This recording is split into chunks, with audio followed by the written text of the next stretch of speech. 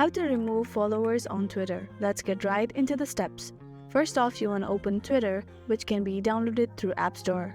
Now you want to tap on Messages, and the top left corner you want to tap on your profile, then tap on your profile again and get into your profile. Now go to the followers and you want to tap on the follower that you want to remove.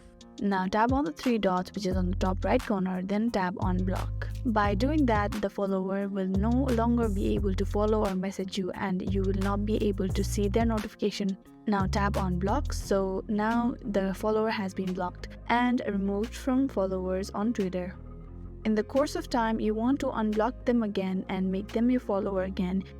And make a fresh start, you want to tap on your profile again. Then in the bottom, tap on Settings and Support, then tap on Settings and Privacy. After you reach to this page, you want to tap on Privacy and Safety. Then here you want to tap on Mute and Block.